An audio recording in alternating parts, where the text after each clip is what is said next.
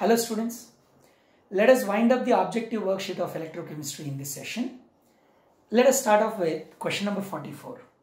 In question number 44, for silver metal, two situations are given. One, when 4 ampere current is passed for 2 minutes, let us assume weight of silver deposited is m grams. He is asking you to assume m grams there. Then, if 6 amperes of current is passed for 40 seconds and assume weight of silver is n grams, then he is asking the relation between the two. Means n is equal to how many times of m he is asking. Okay, let us resolve that. This problem can be solved simply by using the Faraday's first law of electrolysis formula directly. See, Faraday's first law says W is equal to ZIT. So, m is equal to 4 into 2 into 60, I can say, into Z, of course. 4 amperes into 2 minutes, I have converted into seconds. Then n will be equal to 6 into 40 into Z. Now let us take n by m. Okay. So n is 6 into 40, Z gets cancelled, divided by m is 4 into 2 into 60. Now you see, 6 will divide this 10 times, 4 will divide this 10 times, 10 gets cancelled. So, n is equal to m by 2. So, the weight of silver deposited when 6 amperes of current is passed for 40 seconds is half of the weight of silver deposited when 4 amperes is passed for 2 minutes. That is the question number 44. Let's move on to question number 45. See, question number 45 involves decomposition of water. So for decomposition of water, 36 grams of water was taken, it seems, and a current of 3 amperes was passed. Then how long will it take for the decomposition to finish, he is asking. So by passing a current of 3 amperes through 36 grams of water, how long will it take for entire water to decompose? What is the equation for decomposition of water? H2O gives rise to H2 plus O2. To balance, I will have to write 2H2O gives rise to 2H2 plus O2. Now, let us use the stoichiometry here. 1 mole of water is 18 grams. 2 moles of water will be 36 grams.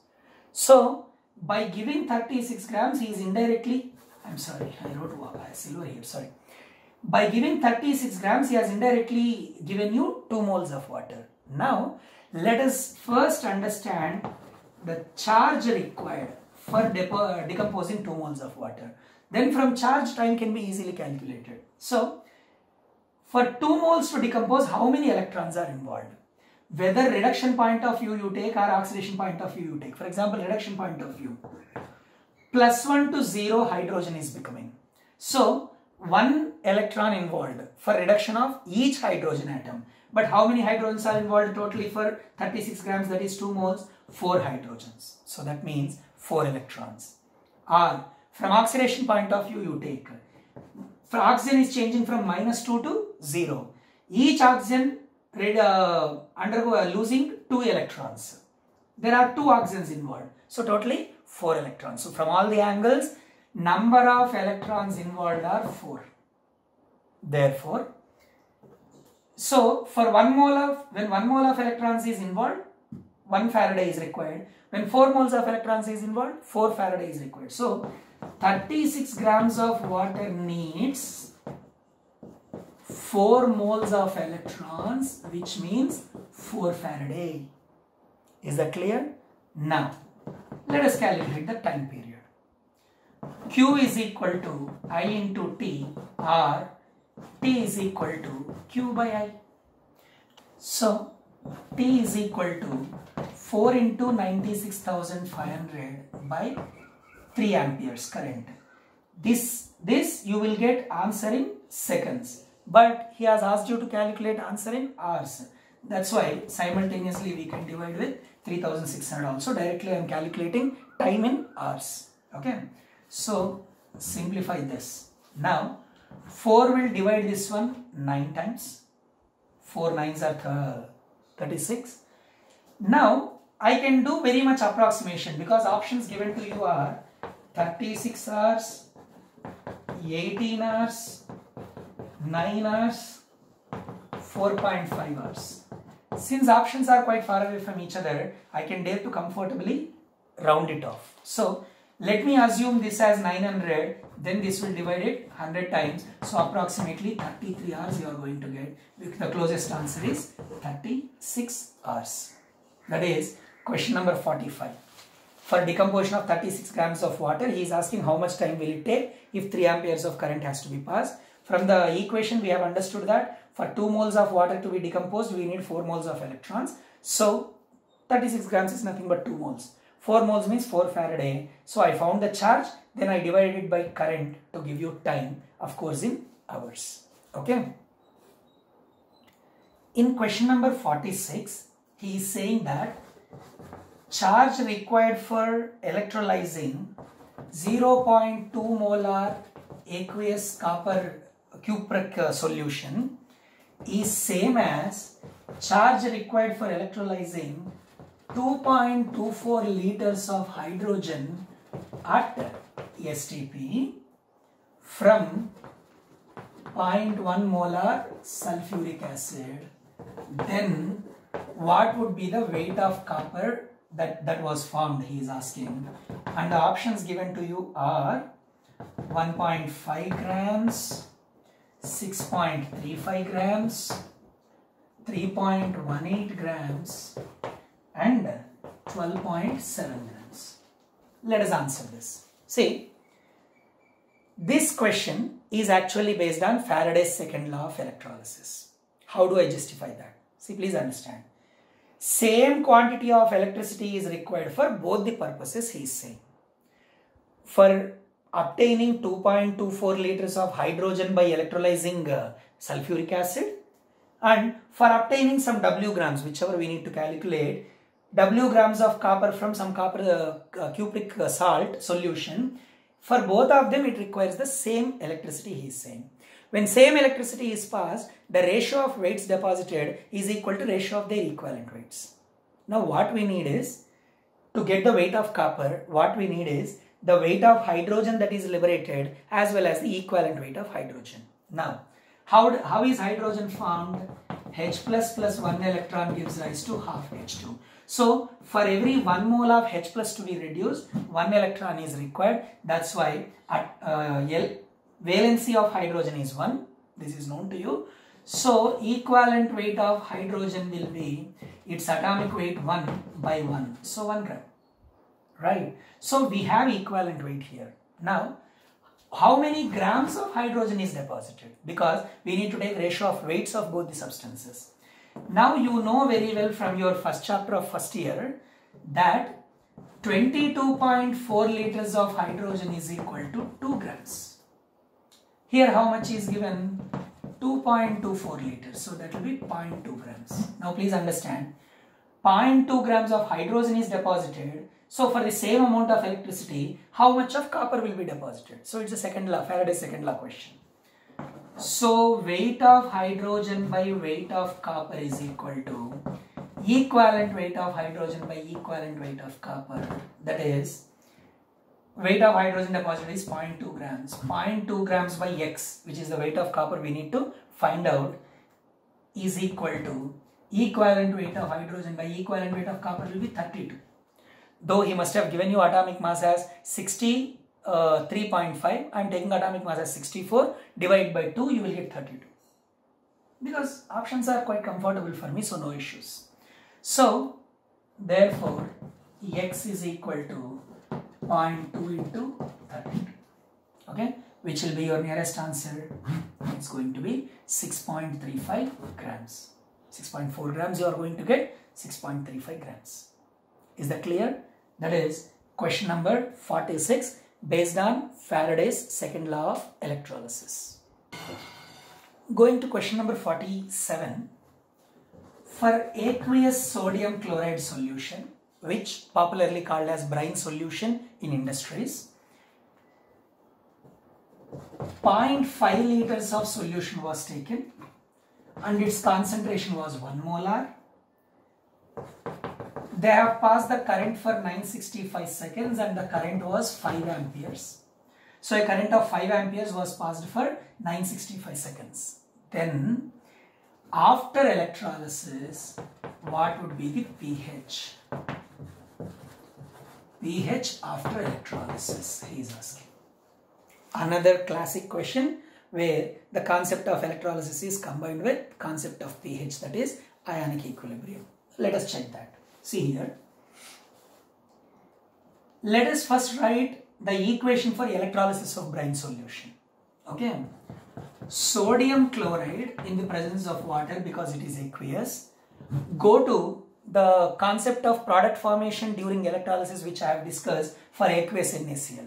You must be remembering that at cathode it is not sodium cations but water that gets reduced and produces hydrogen gas.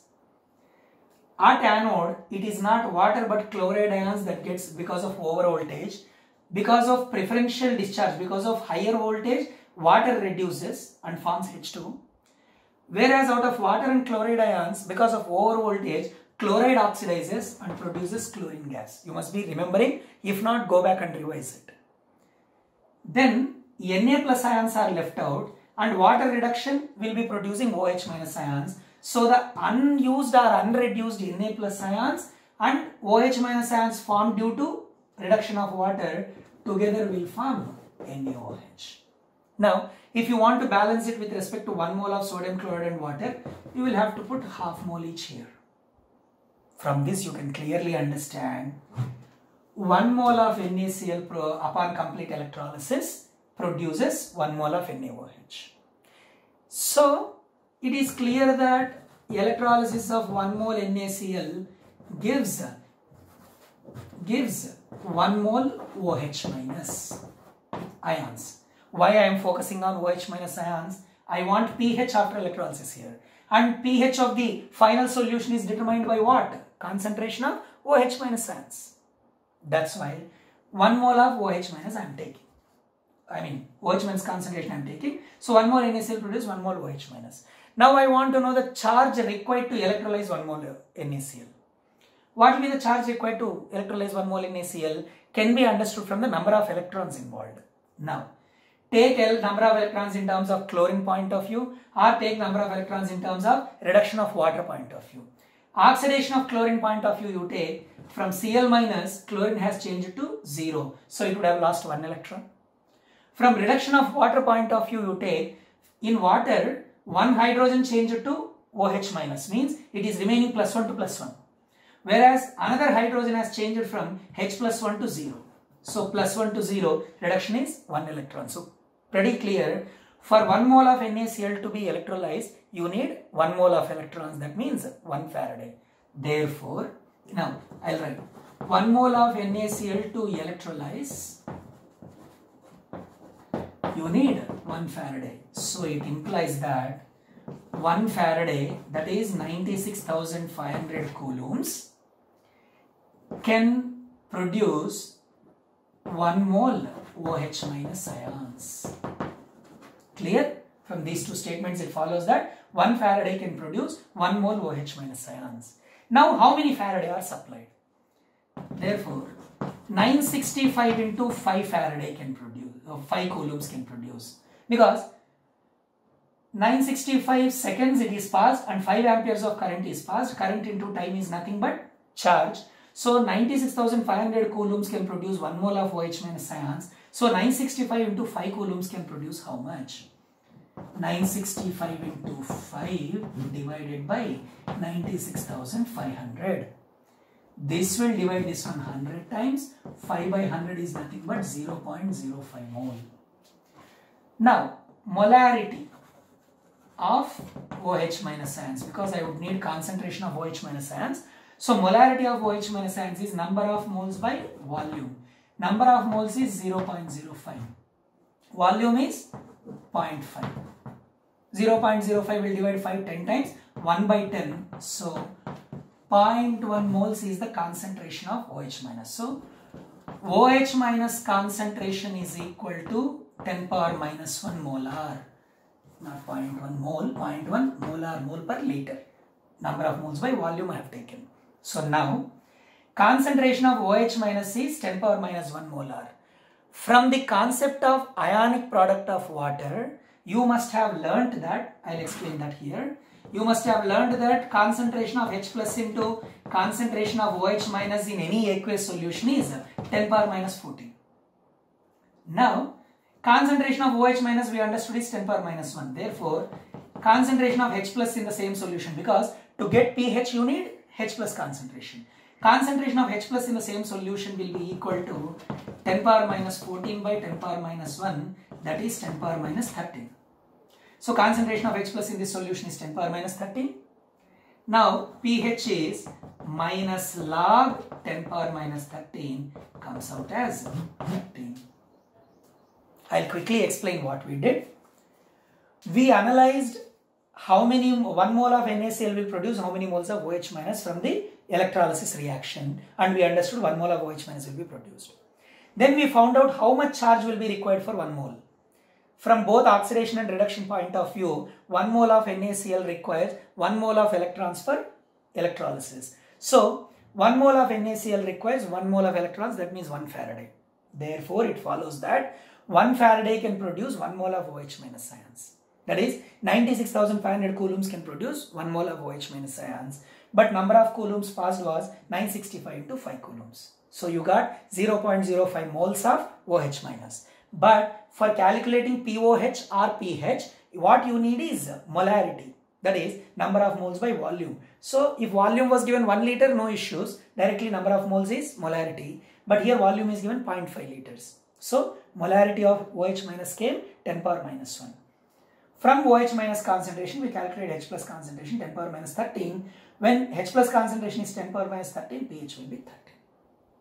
That's your question number 47. Moving on to question number 48. In question number 48, he is saying that same amount of electricity passed into copper and chromium solutions for half an hour. Okay. Now, weight of copper deposited was 0.375 grams, it seems. Weight of chromium deposited was 0.3 grams, it seems. Now he is asking ratio of their ECEs, electrochemical equivalence he is asking. Electrochemical equivalent is given by the symbol Z, you know that. Now you see here, this question also is based on Faraday's second law. According to Faraday's second law, weight of copper deposited by weight of chromium deposited should be equal to equivalent weight of copper by equivalent weight of chromium. Right? Now,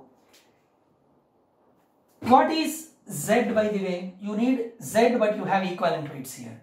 Z is nothing but equivalent weight by 96,500. From this you understand that Z is directly proportional to equivalent mass. Since Z is directly proportional to equivalent mass, I can write here further that weight of copper by weight of chromium is equal to electrochemical equivalent of copper by electrochemical equivalent of chromium, I can say. Therefore, the ratio of electrochemical equivalence of copper and chromium is nothing but ratio of their weights. That's equal to 0.375 by 0.3. The answer must be slightly more than 1. And the options given to you here are, option A was 0.8, option B was 1.25, option C was 2.5, option D was 1.62. Now, after looking at this ratio and looking at these options, will you waste time by doing the whole calculation of that ratio? It is pretty obvious that answer must be 1. Okay, that is simple question based on Faraday's second law of electrolysis. Instead of asking the ratios of weights or asking the equivalent weights or valences, he has asked ratio of electrochemical equivalents, that is Z. Okay. Question number 49 is based on again electrolysis concept, but from Daniell cell point of view he is asking. So for Daniell cell, look at this. Zinc plate in anodic half vessel was weighing 100 grams it seems.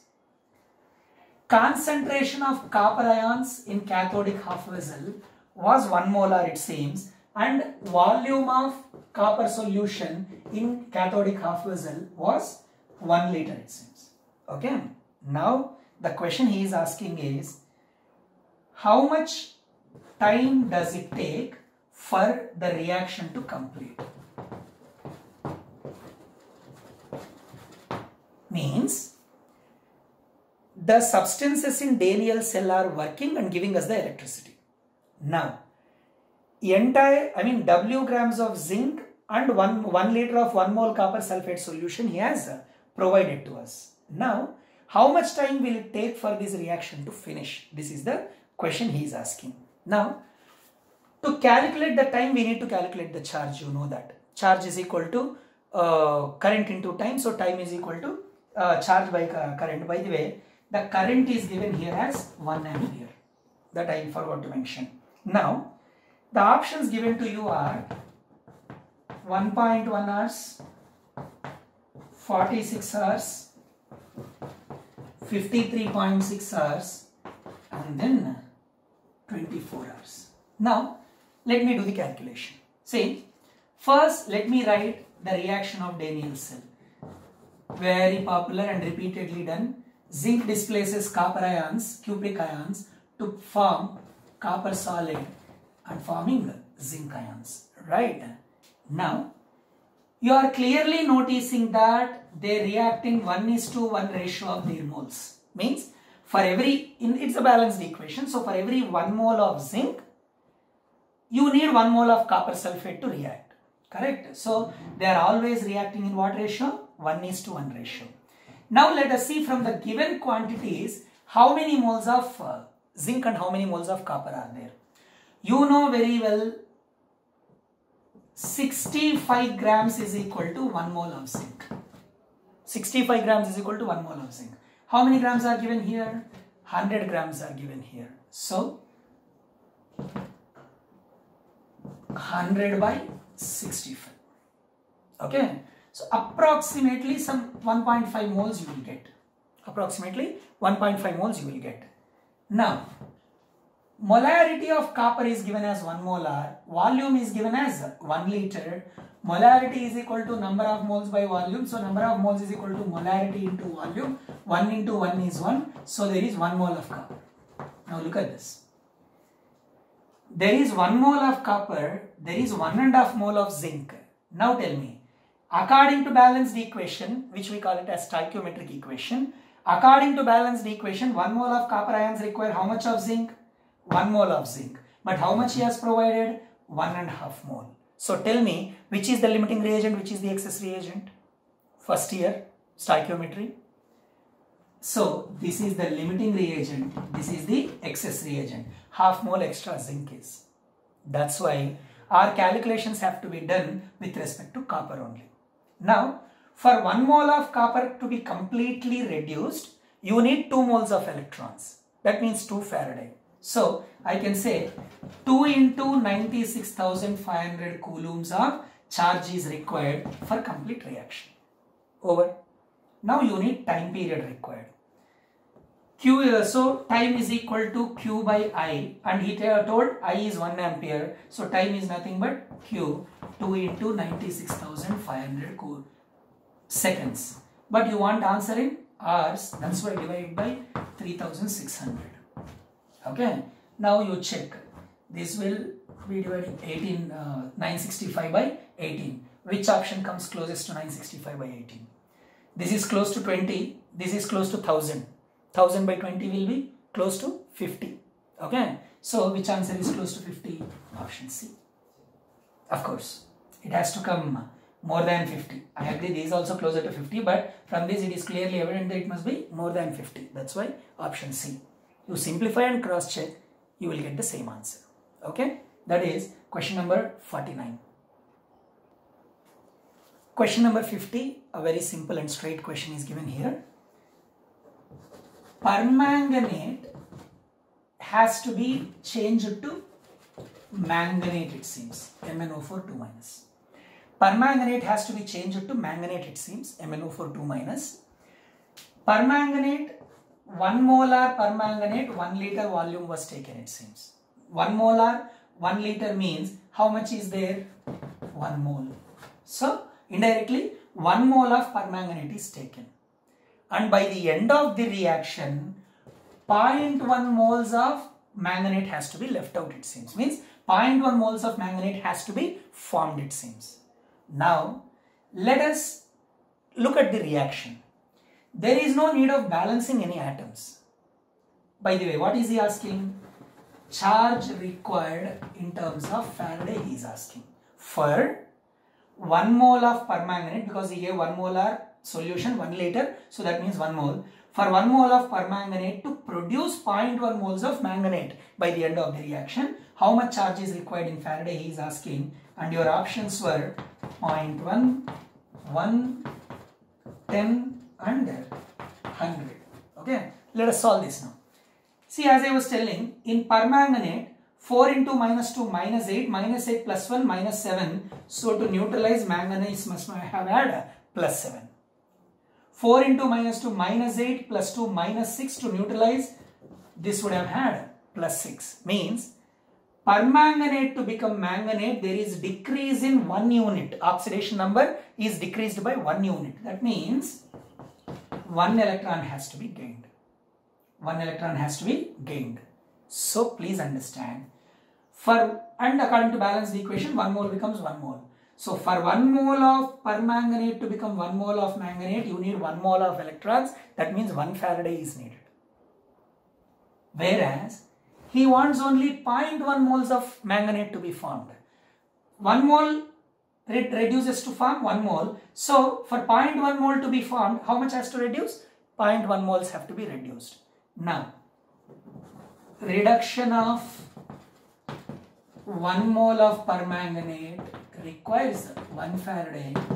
Therefore, 0.1 mole permanganate requires 0.1 Faraday. A direct, simple question. Answer is option A. Question number 51, if you take a nickel nitrate solution, he is assuming, and concentration of this solution was 2 molar and he has taken a volume of half liter. Okay.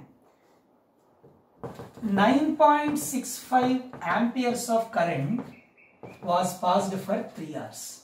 Now the question he is asking is, what is the concentration of solution after electrolysis? See, again, for any question for that matter, approach is more important than the solution. So first you think what to do, then you start doing it. Here also, how much nickel ions will be left after electrolysis, if we have to find out, we need to find 2 things. Initially, how many nickel ions are there? So initially, what is the concentration? How many nickel ions are there? After reaction, how many nickel ions will be left out? Find out the concentration. So initial we will find later. It's simple and direct. So I'll directly go to how much of it would have electrolyzed. Okay. Now you can see nickel here is in its +2 oxidation state. So it takes 2 electrons to get oxidized completely. Therefore, 2 into 96,500 coulombs will electrolyze 1 mole of nickel ions. 2 into 96,500 coulombs of electricity will electrolyze or will reduce 1 mole of nickel ions. Then how much electricity is given here? 9.65 into 3 into 60 into 60. Because it is given in hours, I am converting into seconds, and I into T is nothing but Q, charge. So 9.65 into 3, divide it. 1 by 2 into 96,500 into 9.65 into 3 into 60 into 60. Okay. Cancelling the 2 zeros. Then 9.65 will divide this one 100 times. Okay. 2 will divide this one 1.5 times. Now, let me take 6 6 are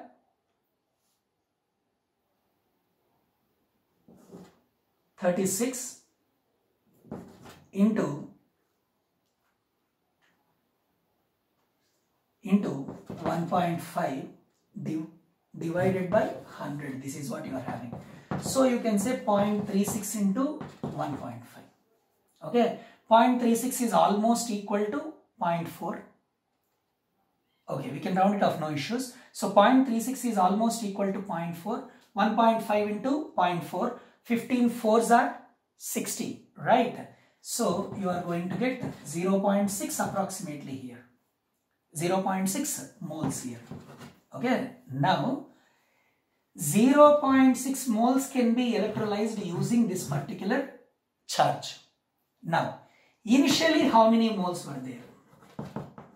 Initial number of moles. See, concentration is 2 molar, volume is 0.5. So, number of moles is equal to molarity into volume, that is 2 into 0.5. That means 1 mole was there.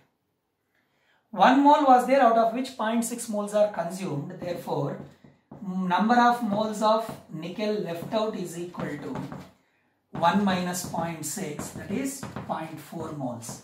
So molarity, concentration remaining he is asking, right? So molarity is number of moles by volume, that is 0.4 by 0.5 or 4 by 5. It's going to be approximately 0.8 molar. Let me check if I have marked the options here. Yeah, the options marked here were 0.46, 0.625, 0.92 and 1.25. Of course, I have rounded it off here. I did not take 0.36. In the place of 0.36, I have taken 0.4. That's why I might have got 0.8. So the nearest answer, if you check, will be option C, 0.92. That is question number 51. So observe the approach again. We have checked how many moles of electrons will be required, how much charge will be required for electrolyzing 1 mole of nickel. Then given amount of charge will electrolyze how many moles of nickel. So, so many moles could be electrolyzed. Now, initially according to the molarity and volume he has given, how many moles were present? 1 mole were present. Now, 0.6 moles are electrolyzed, then left out moles. Number of moles divided by volume gave you left out concentration. That is question number 51. Question number 52 is again based on Faraday's laws of electrolysis only. See, aqueous nickel sulfate solution is given for you. Okay. Current is 12 amperes per hour current is passed, he is saying. Means indirectly he is telling the time utilized is 1 hour. So 12 amperes of current is passed per hour and the current efficiency of this process appeared to be 60%. I have already told you why a given electrolysis process shows less than 100% current efficiency due to a phenomenon called Faraday laws. So it is Faraday's first law combined with the current efficiency concept. Now he is asking you what is the weight of nickel deposited per hour. Means we will take the time as 1 hour. Now what we will do, using Faraday's first law or using the concept quantitative aspects of electrolysis, we will first find out the ideal weight. Then we will take 60% of the ideal weight because only 60% efficiency is there. So 60% of the ideal weight will be your final answer. Simple. As usual, find the charge. 12 amperes into 1 hour, that is 3600 seconds. That will be, so many coulombs I can say. I won't go for simplifying it now. So 12 into 3600 coulombs is the charge passed. Now, nickel is in its +2 oxidation state here, like in the previous problem. So it requires 2 electrons. So for each nickel ion to be reduced, it requires how many electrons? 2 electrons. Now you want the weight of nickel that is deposited, right? 2 Faraday, that is equal to 2 into 96,500 coulombs, deposits how much? Here you know for 1 mole it requires 2 into 96,500 coulombs, deposits 1 mole of nickel. 1 mole of nickel means how many grams? 58.7 grams. By the way, in the question, atomic mass of nickel was misprinted as 98.7. Please correct it. It was supposed to be 58.7. They have misprinted it as 98.7. So, 2 moles of electrons are producing 1 mole of nickel. Or in terms of our regular calculation also I could take 96,500 coulombs deposits equivalent mass of nickel. What would be equivalent mass? 58.7 by 2. The same thing again. Okay. 2 into 96,500 coulombs deposits 58.7 grams. Therefore, 12 into 3,600 coulombs deposits how much? 58.7 divided by 2 into 96,500 into 12 into 3,600. So if you go for simplifying this, since options are quite far away from each other, you can dare to round off, no issues. So how I calculate? Again, calculations are at your discretion, but this is to give you a little tips of how to minimize your energy and time towards calculations. So 2 will divide this one 6 times. Okay. Now this will divide this. Now what I will do, I will assume this 965 as 1000 and I will assume this 58.7 as 60. 60 into 6 will be 360. 360 into 36 divided by 965. Okay.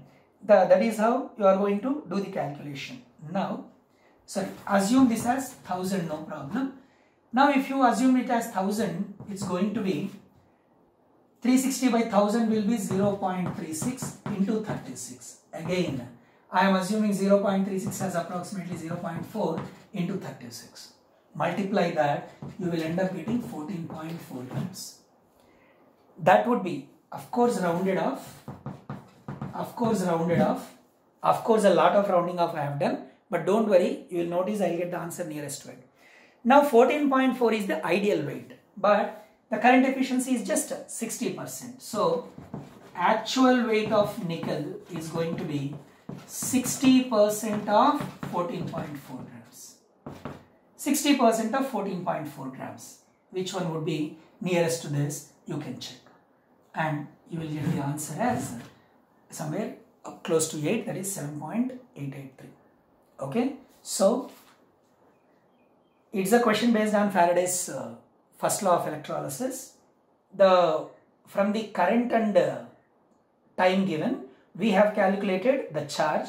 Then according to equation, 2 Faraday produces atomic mass of it 58.7. Then given Faraday produces how much, we have calculated the weight. Since current efficiency is given just 60%, 60% of the obtained weight we have taken. That is question number 52.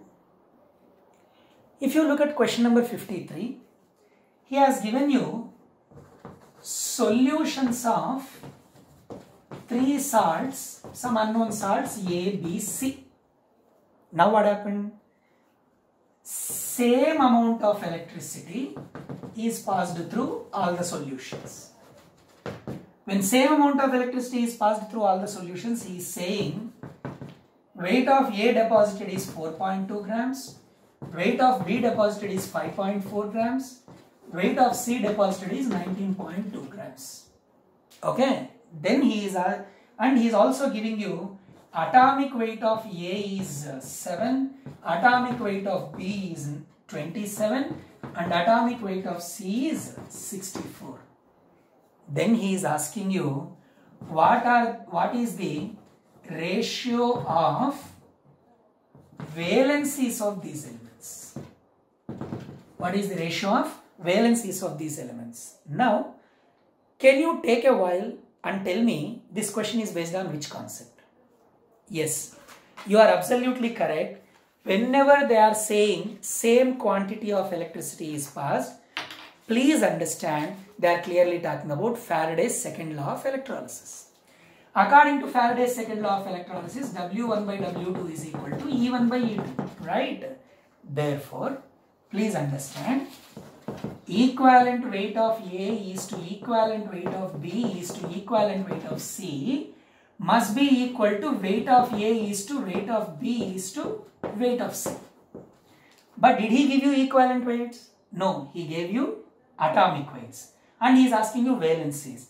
And you know very well that equivalent weight is equal to atomic weight divided by valency. I am assuming V as valency, A as atomic weight. Then equivalent weight is equal to atomic weight by valency. So I can write for EA, its atomic weight 7 divided by, let me assume valency as V1.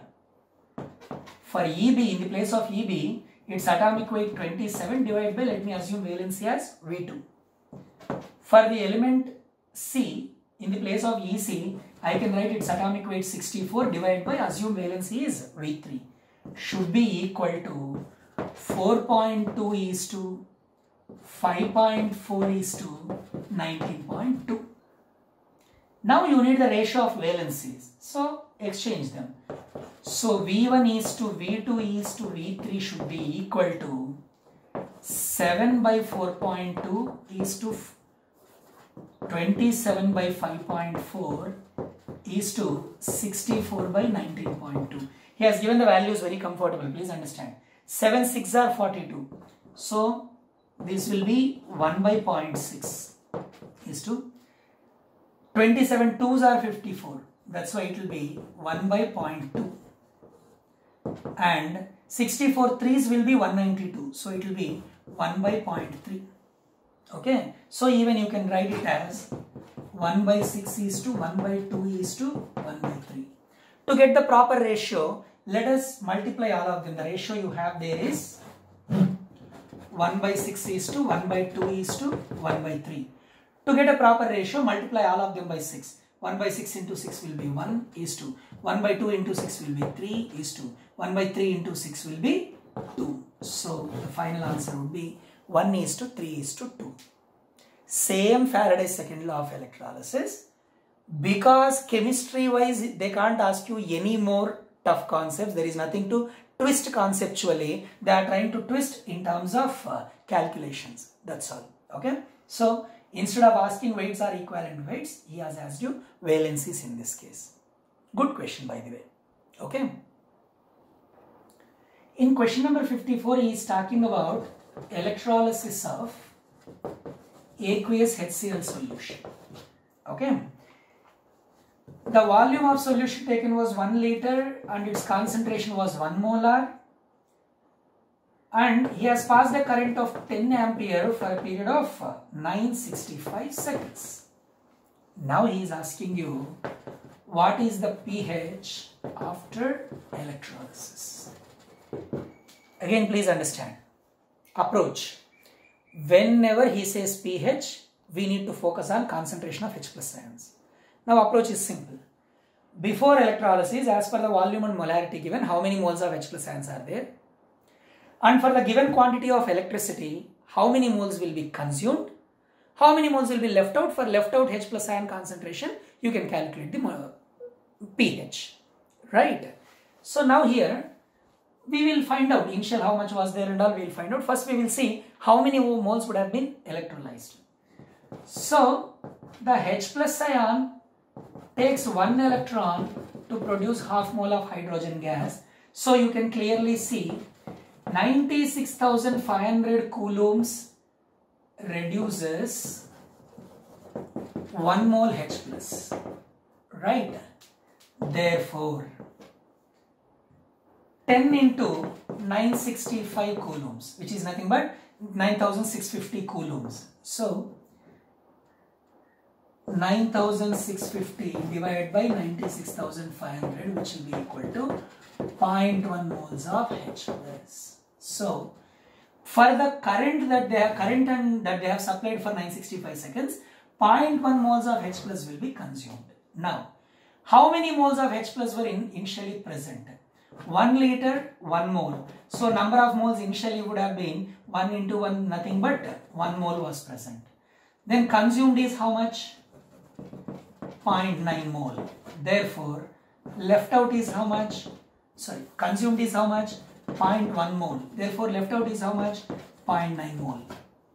Now, concentration of H plus is equal to number of moles by volume. Number of moles is 0.9. Volume is given 1 liter. So I can say 0.9 molar. Now you want pH. pH is equal to minus log H plus concentration. that is negative logarithm of 0.9. You will end up getting 1.125 as the value of pH. That is question number 54, in which Faraday's first law of electrolysis as well as the pH concept from equilibrium both are accumulated. Question number 55. He is talking about nitrate changing into ammonium cation. Any reaction in which nitrate changing into ammonium cation, and he is asking mass of nitrate that would consume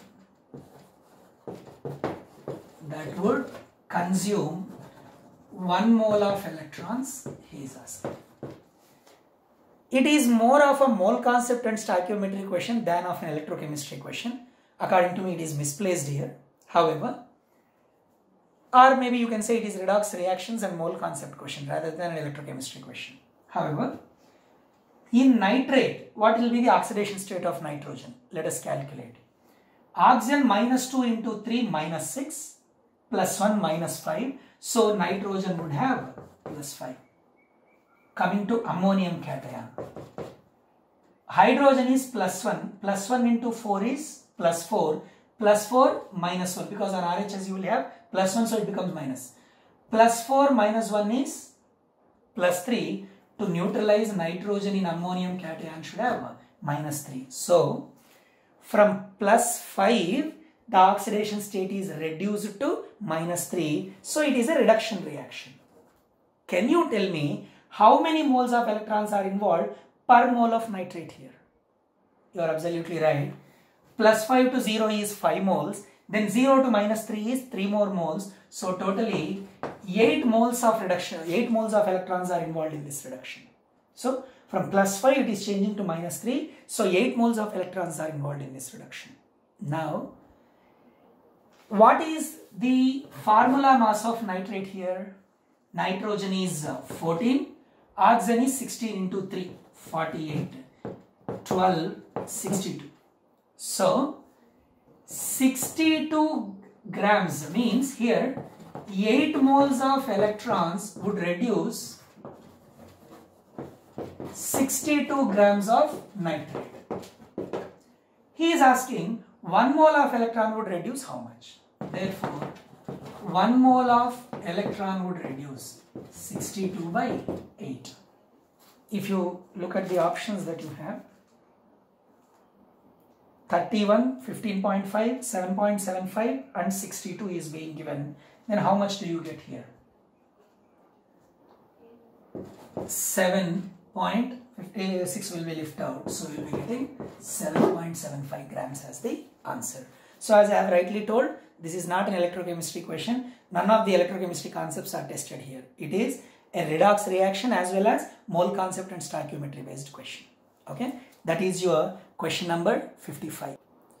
I am skipping question number 56 because it is exactly similar to question number 47 we have already discussed. That's why I am going to question number 57.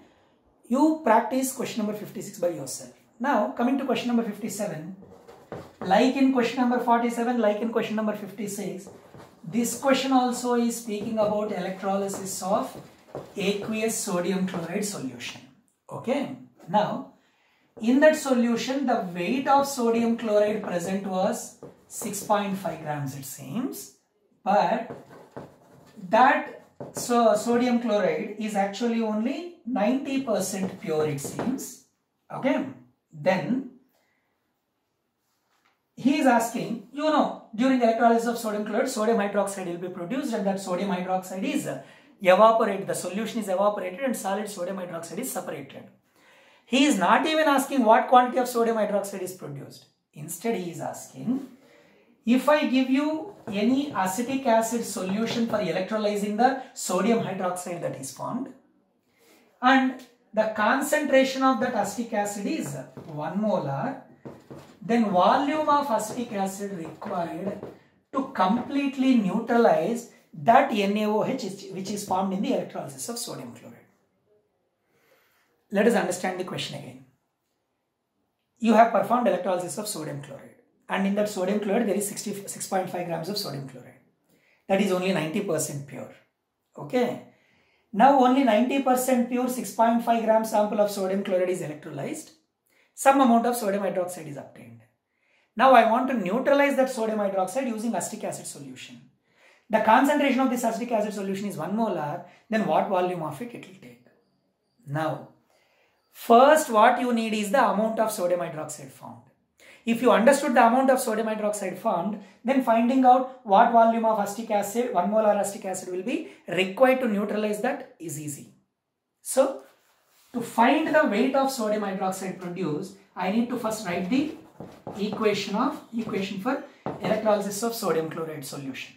I have already written it in the 47th question. Let me repeat it here. In the presence of water, water undergoes reduction to produce hydrogen at cathode. Chloride ions undergo oxidation at anode to produce chlorine gas. Unreduced sodium cations and the byproduct of water reduction, hydroxyl ions, together form sodium hydroxide. So I can balance it with respect to 1 mole of NaCl and like this. From this you understand 1 mole NaCl produces 1 mole NaOH. We have already established this in question number 47. 1 mole NaCl produces 1 mole NaOH. Let us see how many moles of NaCl is present in the reaction of 12. Okay, observe here. 6.5 grams of NaCl has given you. But that is not original quantity because only 90% of it is pure, 10% is mixed with some impurities. So, pure NaCl weight, if you want to take 6.5 into 90 by 100 you will have to put. Okay, if you simplify you will end up getting 5.85 grams. Now you know very well 1 mole of NaCl is equal to 58.5 grams. Therefore 5.85 grams will be 0.1 mole NaCl. So the number of moles of NaCl given to us in this quantity is actually 0.1 moles. Here we have established that 1 mole of NaCl produces 1 mole NaOH. Therefore, 0.1 mole NaCl produces 0.1 mole NaOH. So, we have established that the amount of NaOH produced is 0.1 moles. Now, for neutralization to happen, let us write the balanced equation for neutralization. Acetic acid plus sodium hydroxide gives rise to sodium acetate plus water. This is the neutralization reaction. Now in what ratio do you find acetic acid and sodium hydroxide? 1 mole is to 1 mole, right? So if 1 mole of sodium hydroxide reacts with 1 mole of acetic acid, in the reaction, in the electrolysis, what is produced?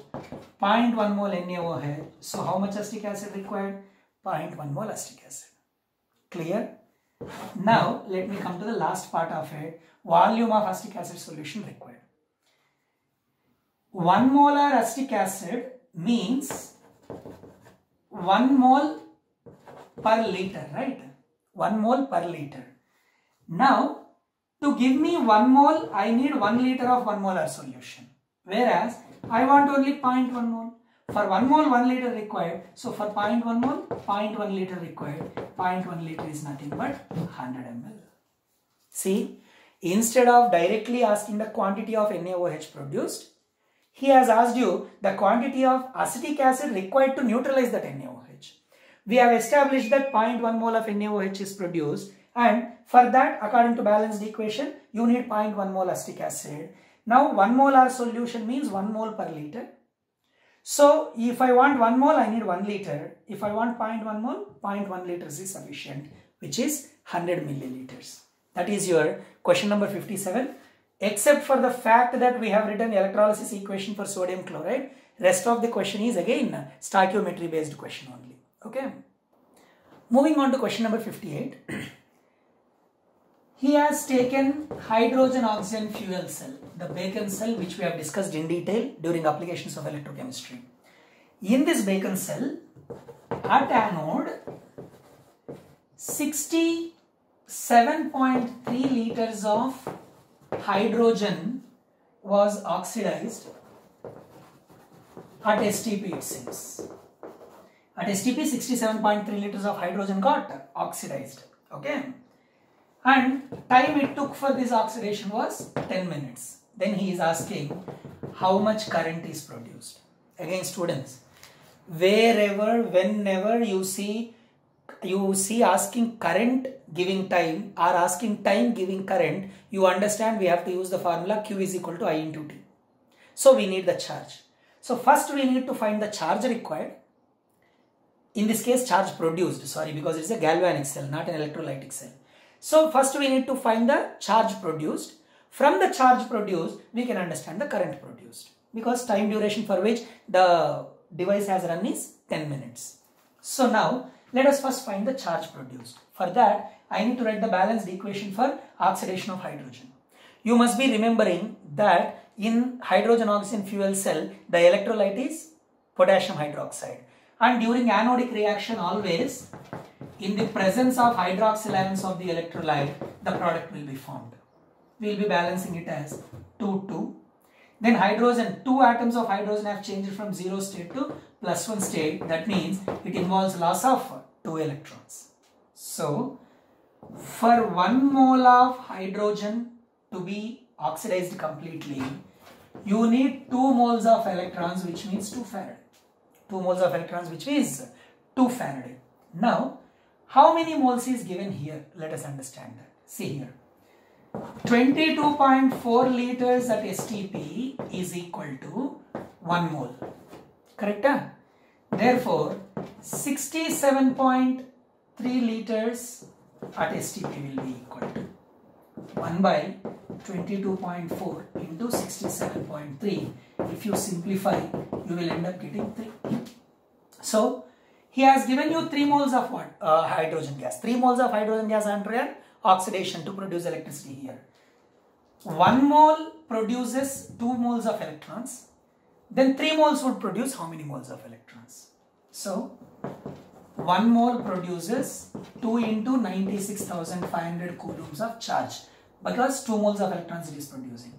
Therefore, 3 moles will produce 3 into this much, that is 6 into 96,500 coulombs is the total charge drawn by this oxidation reaction. Okay, because he has supplied you 3 moles of hydrogen gas. Now, I is equal to Q by T. 6 into 96,500 divided by time, 10 minutes it was given to you. That has to be converted into seconds.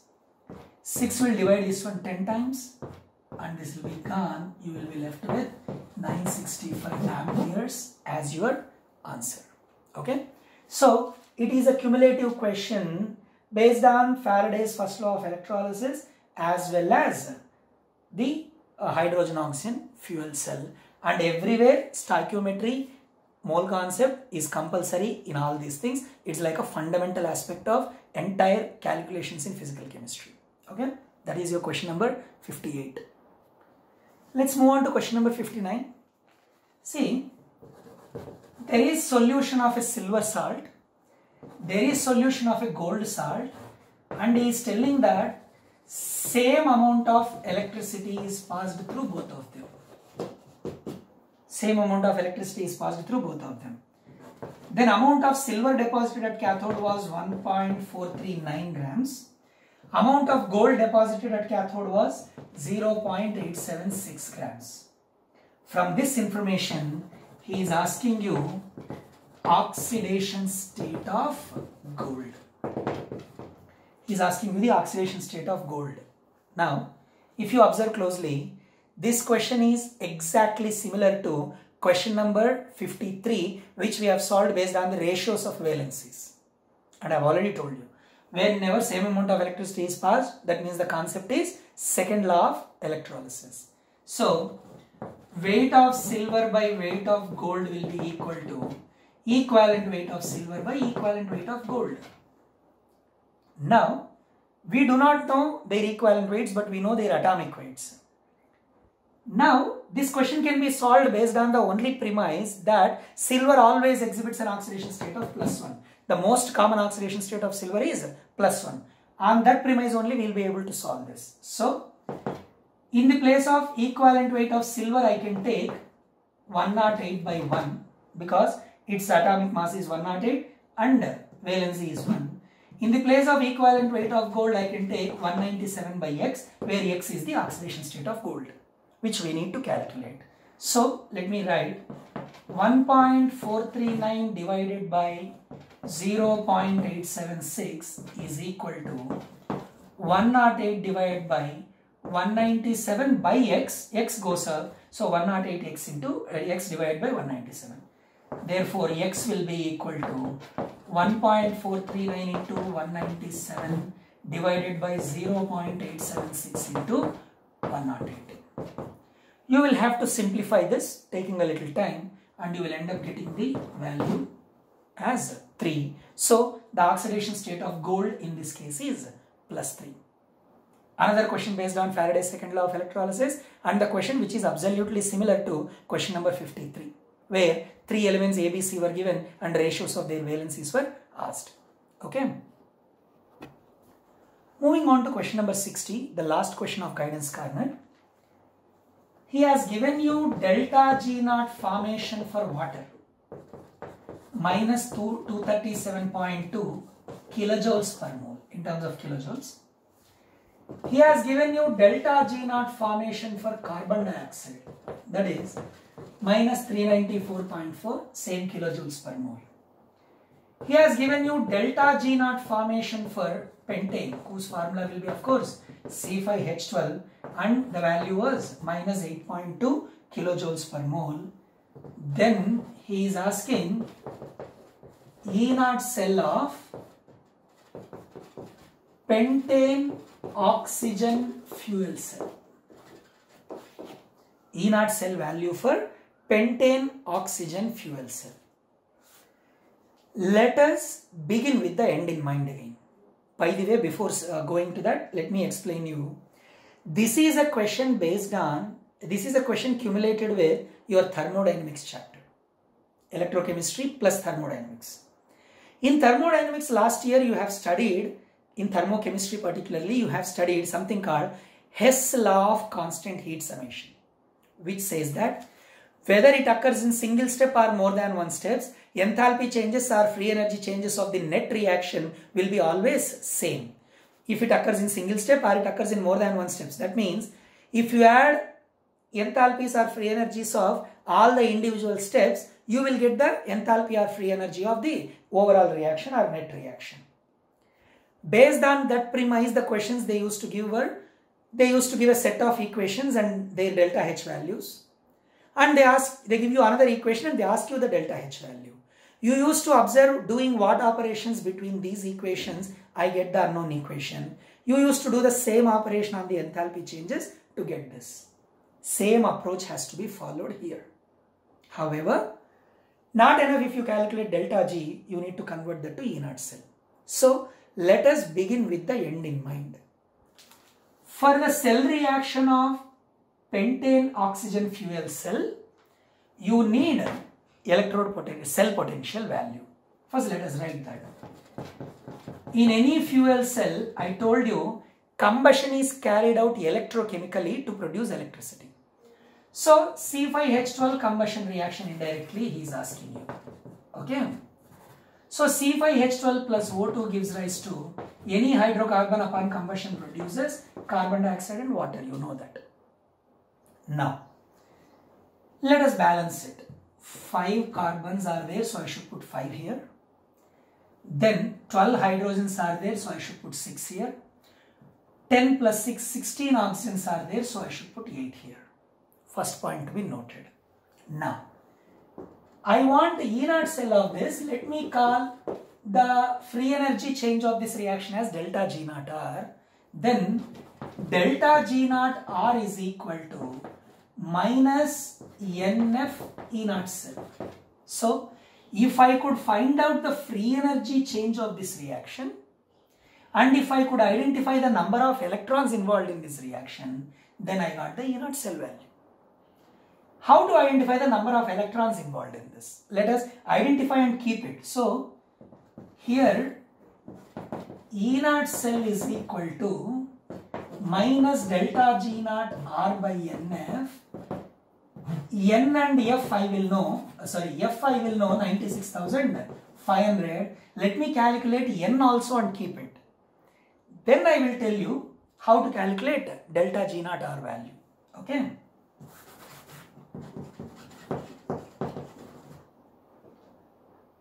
Okay. How do I calculate N? I can calculate either from reduction point of view or oxidation point of view. Suppose I am calculating in terms of reduction point of view. Who undergoes reduction here? Oxygen. Oxygen is changing from 0 in molecular oxygen to -2 in carbon dioxide as well as water. 0 to -2 means how many electrons gained? 2 electrons gained. So each oxygen atom is gaining 2 electrons. But how many oxygens are there on both sides? 8 into 2, 16, or 5 into 2, 10 plus 6, 16. Each oxygen gaining 2 electrons, and there are 16 oxygens in the total reaction, so 32 electrons involved from reduction point of view. From oxidation point of view, if you want to understand, who is undergoing oxidation? Pentane. Which element of pentane is showing the change in oxidation state? Carbon. Let us calculate the oxidation state of carbon here. Hydrogen is +1 into 12 will be +12. So 5 carbons are supposed to have -12. 5 carbons are supposed to have a charge of -12. Okay. Now 5 carbons having -12, therefore each carbon 12 by 5. 5 twos, then 4 it will be left out. So you are having -2.4 as the oxidation state of carbon in C5H12. Whereas when it comes to carbon dioxide, 2 into -2 -4, so carbon must have +4. Now you calculate. -2.4 to 0 is 2.4 units. From 0 to +4, 4 more units.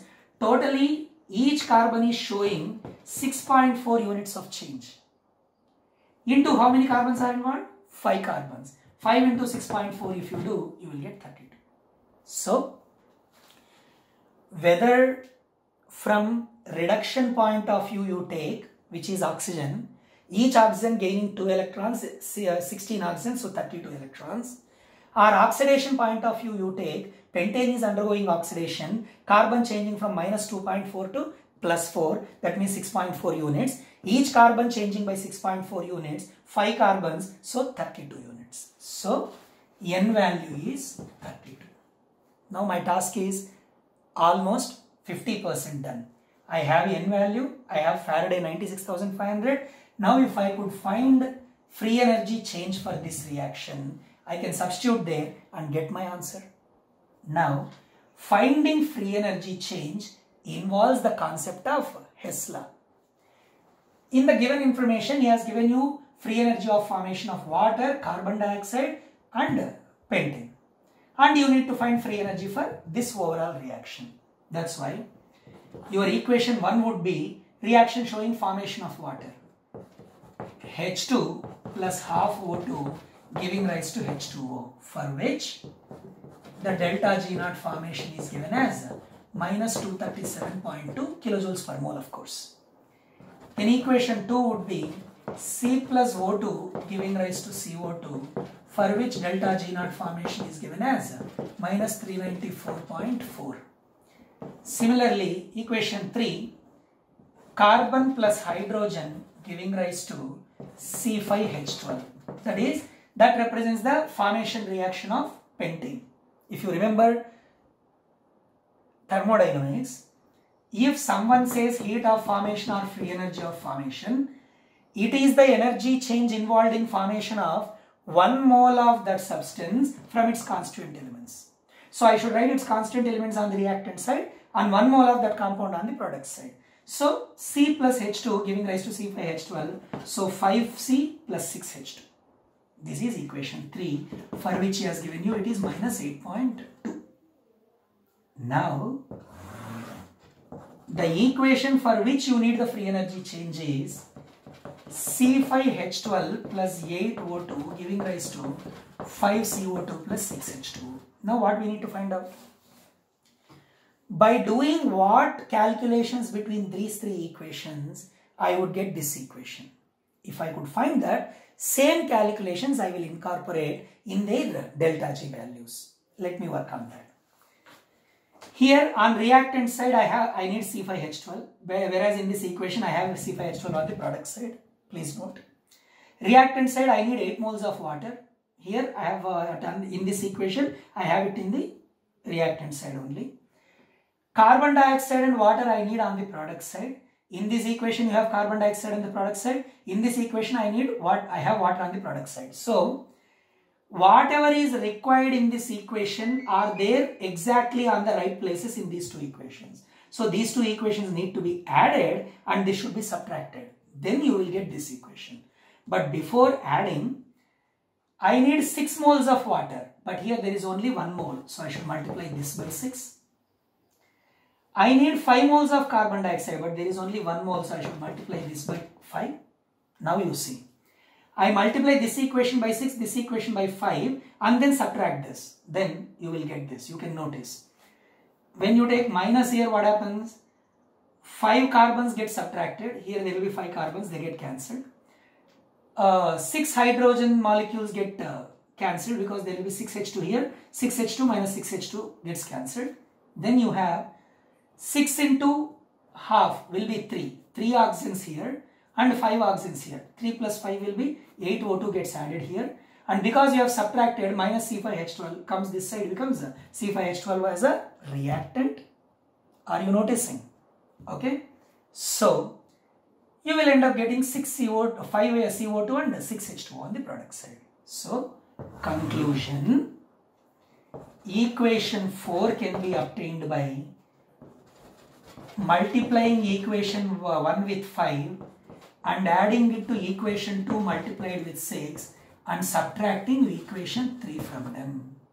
So same way, delta G naught R is equal to, that is free energy change for this reaction, fourth reaction, is equal to delta, let me call it delta G naught 1, delta G naught 2, delta G naught 3, then delta G naught 1 into minus 237 delta G naught 1 into 6 plus, here I have messed up, equation 1 into 6, equation 2 into 5 it must be. So delta G naught 1 into 6 plus delta G naught 2 into 5 minus delta G naught 3. If you do that, you will get delta G naught R.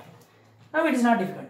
Minus 237 into 6 plus minus 394.4 into 5 minus 8.2. Minus of minus 8.2 becomes plus there, of course. You will get the value, substitute that value here, get the E naught cell value. That is question number 60. No doubt it's a bit lengthy question, but not a difficult one. If you are thorough with Hess law of constant heat summation from thermodynamics. Okay, but however, because it involves a little working out and there are no shortcuts we can even think of, better we attempt such questions a little late to save our time.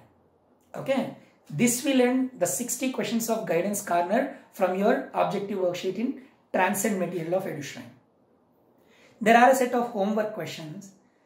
What you need to do now is, please resolve all the guidance corner questions once, because the solutions are available in the 3 videos for you. Whenever you want, you can refer to them. So whichever the questions you found complicated, not understandable, see generally what happens, I'll tell you.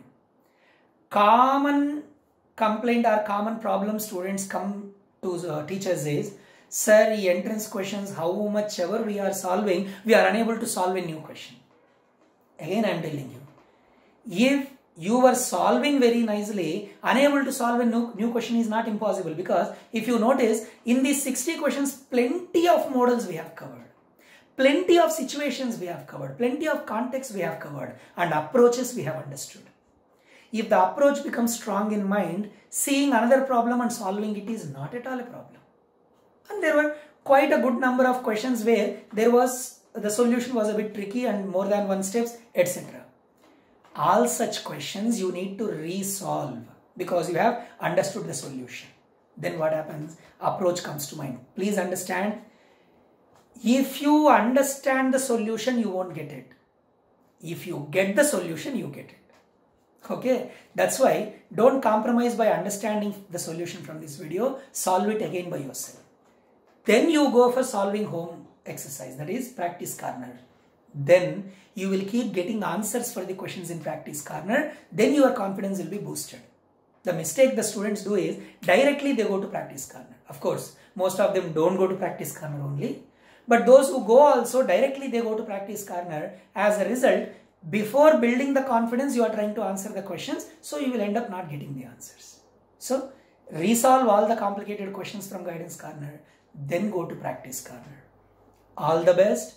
Finish this completely thoroughly by this weekend and attempt the test this weekend and gain confidence in electrochemistry so that you will be mentally strong and happy to come to new chapter that is starting on Monday. Okay, all the best.